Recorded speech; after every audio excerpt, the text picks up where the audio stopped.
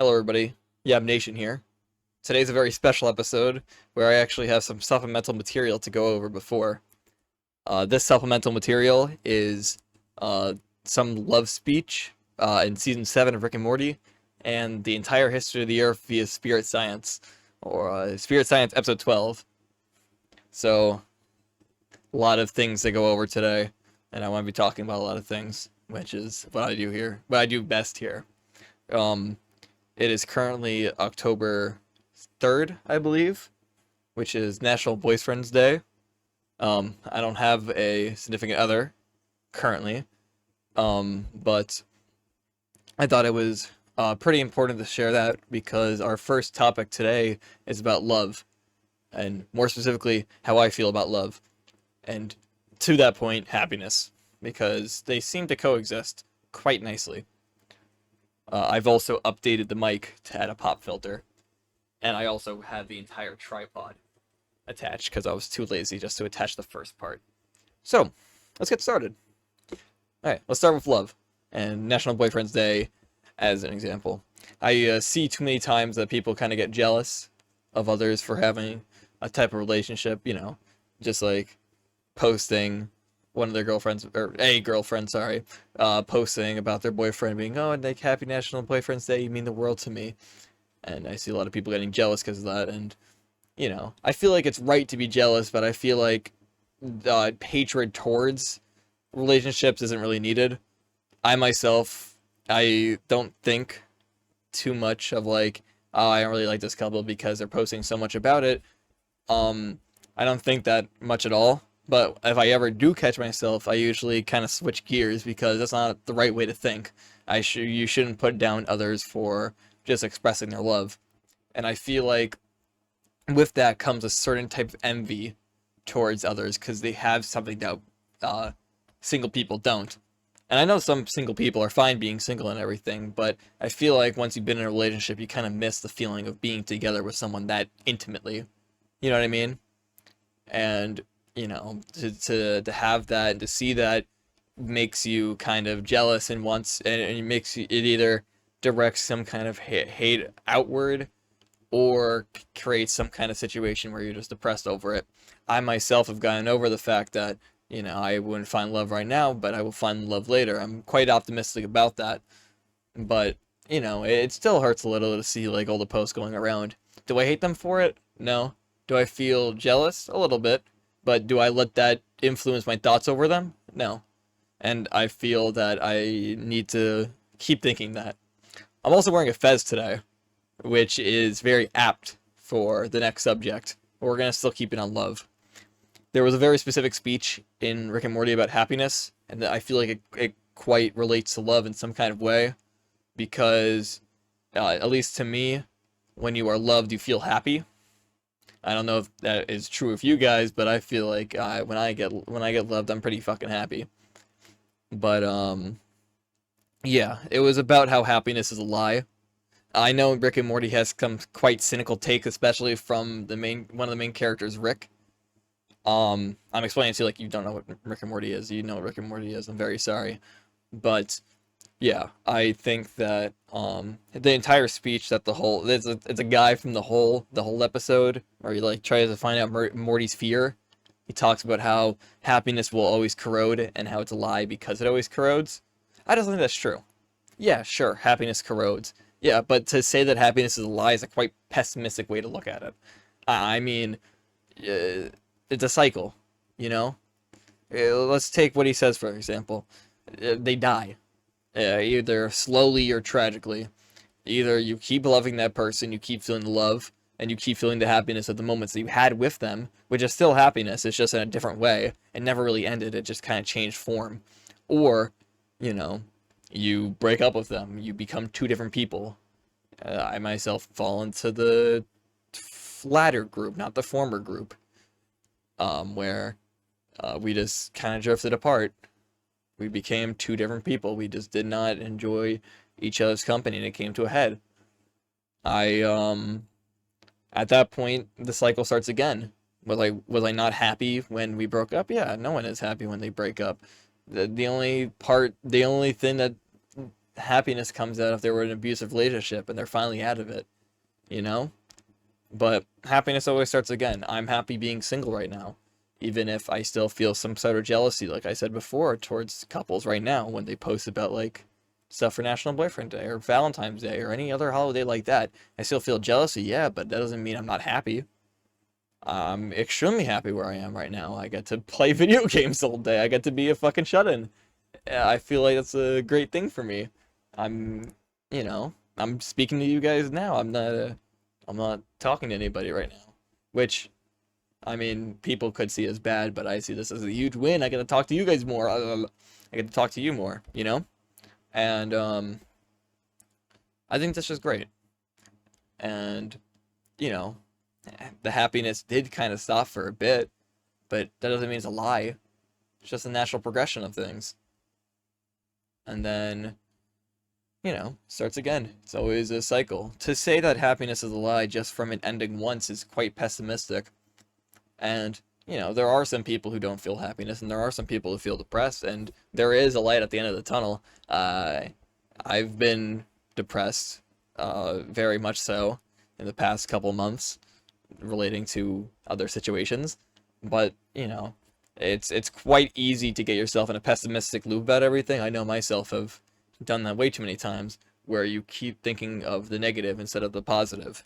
It's very important, at least to me, that I think of the positive, because I am, again, quite a pessimistic person. I think I outlined that at Yap 6, that was the last video.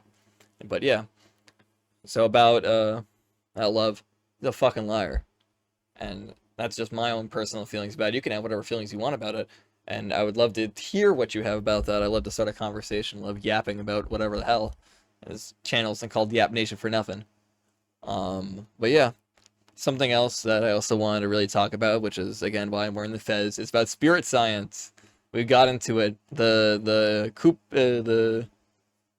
you say the main important part? The coup de grace? The coup de grace? No, I don't know French.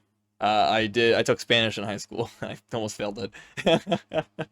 Yeah, we're talking about spirit science. So, what the hell is a spirit science? And why do I care so much about it? Spirit science is a religion, I assume. Crystal cult warrior-esque religion. But it is a religion made by a Newgrounds creator called Jordan D. He makes patchwork and he made also Kingdom Hearts Chronicles. I haven't watched Kingdom Hearts Chronicles, but I have watched a little bit of Patchman, and I think it's absolutely beautiful. Not spirit science itself, but Patchman. I think it's a really shady design, and he uses it for his spirit science stuff. And a little disclaimer before I start talking about more about it: I do not believe in spirit science. I do not believe in most religions. I have my own way of thinking about religions, and I know that creates a very Reddit sort of view of things, but I can assure you I'm not a Redditor. I do not have r/atheism takes, but I think spirit science is a lot of fun, and I'm going to give myself a little challenge. I watched the entirety of the history of the Earth from the spirit science yesterday, and I'm going to try to remember it and tell it to all of you guys now, and give my own little takes on it. So, here we go. Alright, so basically, the video starts with, like, the start of the Earth, and it was like, the Earth was already there, and there was a bunch of little islands. I don't remember the place. I don't know, I remember what it's called, but there was, like, there was humans living on it, and they, like, reached a new level of consciousness, and so, because they did that, like, the Earth, like, shook or something, and, like, the land went down, but then a bigger landmass came up, and that's Atlantis. Like, the lost city of Atlantis, like the thing they're trying to find under the water? Yeah, that's Atlantis. It's like a huge, fuck off island in the middle of nowhere. Sorry, I'm getting spiritually attacked right now. Yeah, no, so it's a big fuck off island called Atlantis, and there's the Atlanteans living on it, right? And another thing about spirit science is I'm going to keep doing like these random jut-ins because they just make the experience a lot better because that's how he does it. Everything, according to spirit science, I have to make that very clear, it's not my own thoughts. Everything has like an energy serpent connected to it. And like that's your energy fields. You know what I mean? Like you can get a lot, you can channel energy from there. And since the Earth is a living being, yeah, it's a living being, it has these energy spots. There's about like 13 on this thing. It's called the Tree of Life, right? And so like 8 of these spots were filled with these energy signatures. And so and humans came to them because like in life, and according to spirit and science, in life there's a lot of energy, and like energy can't be filled or something, and or no, energy has to be filled. If it's empty, it's not possible. Like it's something has to fill it eventually. It's like a fucking like running water. It falls into a hole or something. It always goes into the hole. Something like that. I don't fucking know how to explain it. He explained it a lot better than I did. But um so yeah. And then you have the Hebrews, um and they came from off planet. Yeah. This is according to spirit science, by the way. That's not my own thoughts. I think I have to. I feel the need to keep jutting in, talking about that, just because it's really weird that just what he's saying, and I don't believe. I mean, I don't believe a single lick of what he's saying. I just watch it because it's fun, and how he just goes about things is just really like weird. You know what I mean? I'm attracted. It's cringe. It's the purest form of cringe, basically. He's not like, doing a My Little Pony presentation in front of his college or whatever, but he's like, he believes it so much, and he just talks about it for like an hour, and like, not a single time in that video did he stutter at all, and he said some crazy claims. Okay, I'm gonna break away from what I'm saying. So he basically said that Jews came from off planet, so not from Earth, and that they had to relive their past because they couldn't reach Christ consciousness in their first life. Yeah, I'll give you guys a second to hold on to your seats, because what are you talking about? You didn't reach Christ consciousness. They believe in some sort of spirituality, in spirit science of like meditation and the levels of consciousness. Um, I don't really believe that stuff. Unfortunately, I guess. Fortunately, I don't know. I don't meditate. My brain is too jambled up to meditate. But I just think it's a whole lot of malarkey. But it's really fun to talk about. And then they talked about how there's this high priest guy. His name is Thoth, I think, and he built the pyramids from the top down, because according to spirit science, he's a sixth dimensional being, and whatever he thinks becomes real in the third dimension, which is the dimension that we live in, which is like Earth and shit. And so they built it from the top down. I listen, I got on this grind and I was telling my friends about it, and I actually felt them like become less friends of me. You know what I mean? Like I actually felt the friendship breaking apart as I would explain this to them. Not because I actually believed in it, but because they didn't believe what I was saying. Like it's my own personal opinion that some religions just like to prey on those who like think that they're better, or like people who are trying not to phrase us in a bad way, like people that have recently had some kind of thing happen to them where they need to believe in a higher power, someone dying or someone's about to die, some crisis of faith that's going on. They take advantage of that. They sink their teeth in and they do not let go. Spirit science, I believe, is one of those. And this is not a hit piece. It's my own personal opinion. I'm not trying to dissuade them anyway, although I think it's a little silly. In my professional, I don't know, fucking professional opinion. In my personal opinion, I think spirit science is a little crazy, and that they prey on people who think that they are spiritual, they believe in spirituality and they believe in science. The name is a perfect fucking name. I cannot stress this enough. Spirit science, you are just absolutely having your like fun with me. You know what I mean? Like you're just having fun, because it's the perfect combination of words to get anybody hooked on it. And this is only in the YouTube channel where they talk about Thoth and the levels of spirituality and stuff. On the website, they just talk about like meditating and chakras and stuff, which, I mean, is fine, but it feels like I don't want to say indoctrination, because that's maybe a little too far, but I I recently watched a video by this YouTube channel called Theremin Trees, and he talks a lot about theism and how people get attached to cults.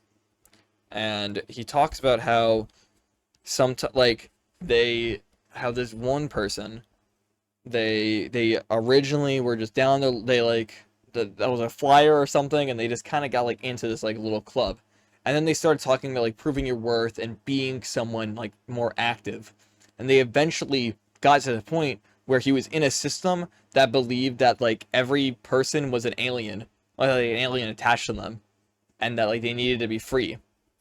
And it's things like that where it's people like, how can you fall for that? But like it's not, you're not, you don't know that going in. If I told you right now that spirit science is about spirituality and meditation, you would be fine with that. But then you would slowly get into it, and then you would start believing the Thoth stuff about the pyramids.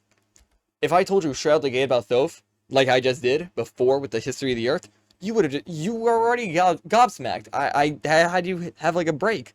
I told my friends this. They put their hands up. They were like, "I'm done. Why are you telling me this? I don't want to hear this anymore."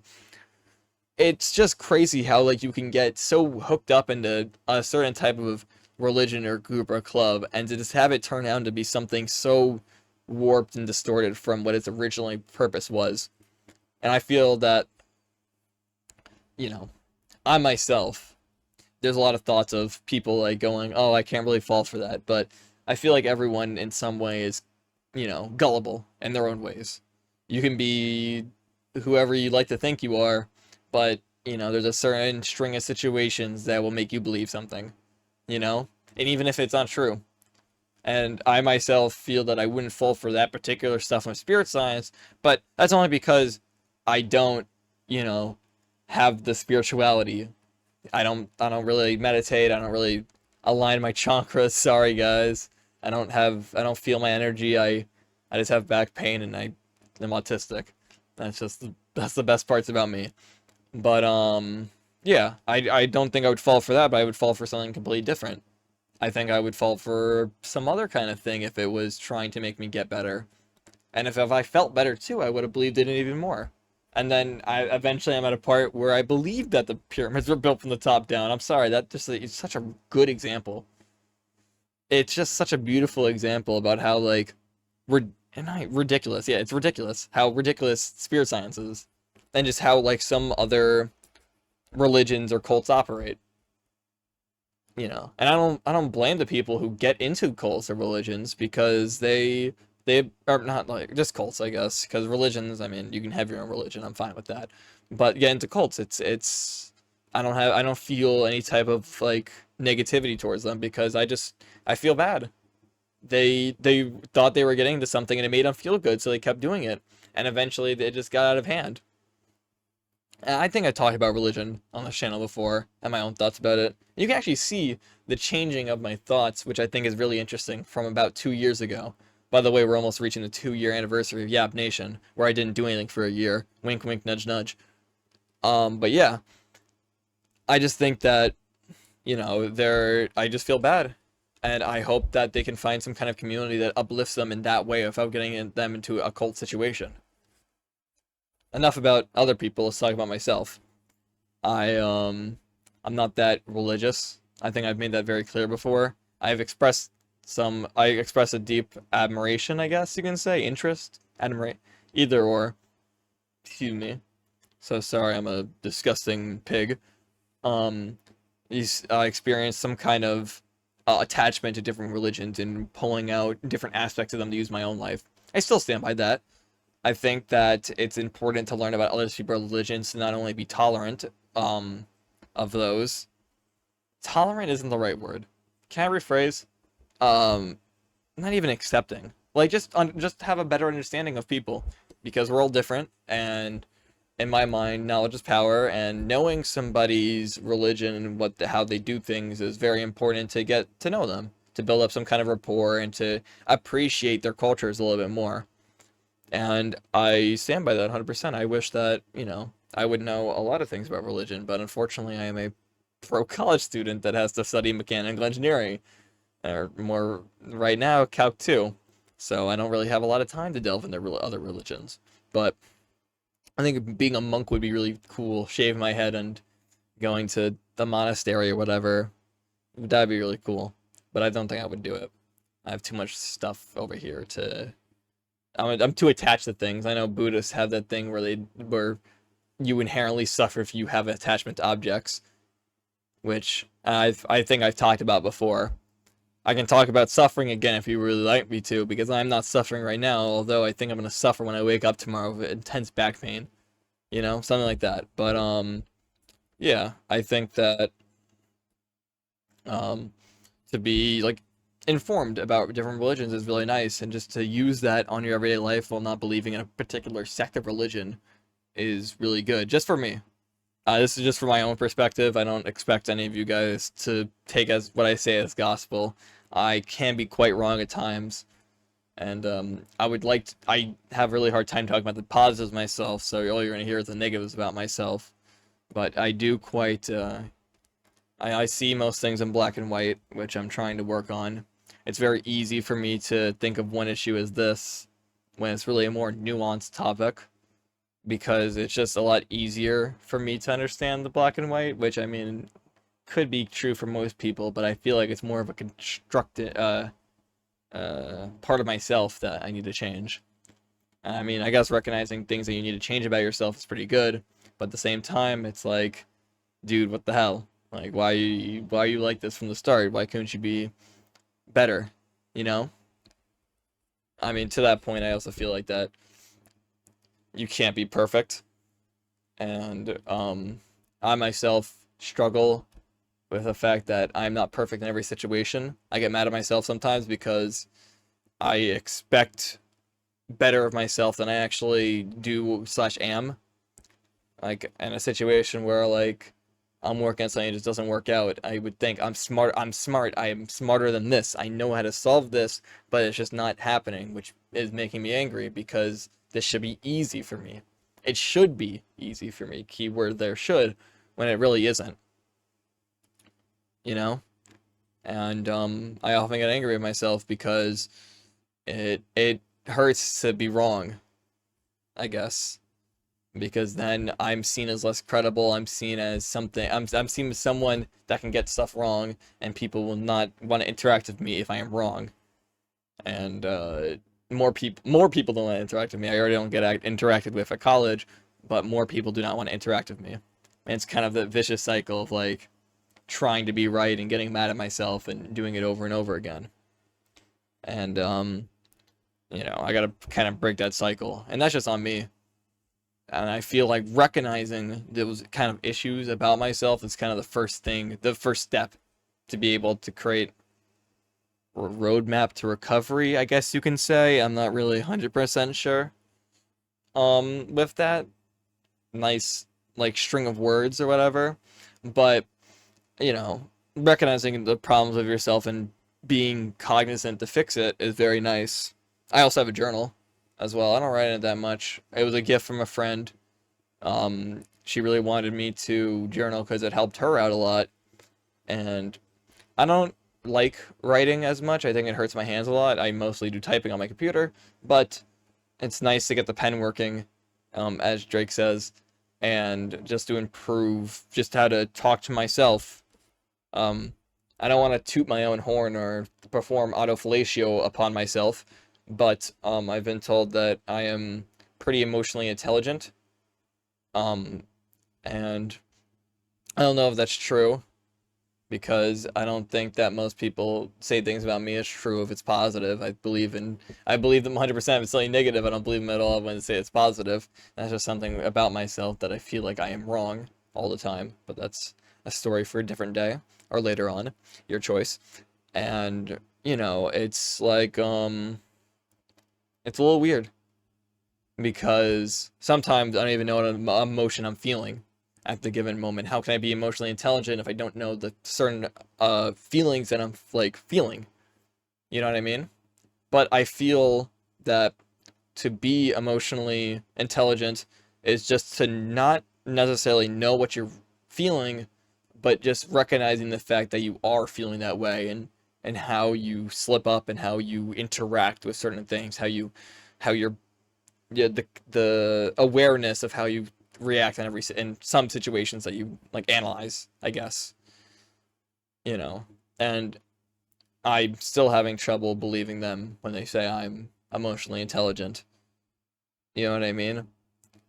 I mean, I think I kind of explained it pretty well, but at the same time, it's like it's hard for at least me to confirm good things that people say. I did repeat this point before, but I feel like this happens with most people as well, not just me. Or it could just happen to me, only me, which I feel like is highly unlikely considering how many people live on this earth. But I digress. Um, you know, it's not that I don't feel I constantly beat down on myself. I don't really think that much of myself sometimes, but I don't actively like, oh, you're stupid, you're dumb, you're not this, you're not that. It's more of a subtle, creepy, along the back way of you can't really do this. Of the anger of I could do this. Why am I failing now? What happened? I'm washed. I'm cooked, as the cool kids say. You know, it's just the feeling of why couldn't I be better in that specific moment, and not how can I be better for the future. And there's a shift in perspective, I guess, that can really help. But again, I could think quite negatively sometimes, and it doesn't help when I'm already on a downward slope. Well, I'm not going that far down, but we'll use slope here. Easy to compound all the negative things you say about yourself, and I quite often fall into that a lot, where I'm getting spiritually attacked again. I'm so sorry. Where it's just like I mess up something, and then it just kind of ruins my day. And it shouldn't really ruin my day because I messed up what 20 minutes out of the 24 hours I have in my entire day. We all have the same 24 hours, but I'm spending the rest of the day being mad at myself for something 20 minutes ago. And I feel like it's just a problem of me and how I feel anger. I feel a great deal of anger, possibly all the time. There is very few moments where I do not feel anger. I'm like the shittier version of the Hulk. I'm always angry. You know what I mean? Not really angry at anything, just kind of angry as a whole. It could be because I bottle up my emotions, mostly the negative ones, anger, sadness, more sadness. Um, and that's just not healthy. And I recognize it's unhealthy, but yet I still do it because I'm a hypocrite. Most people are, but I'm a very big hypocrite because I talk so much about how I want to better myself, but sometimes I don't even do it.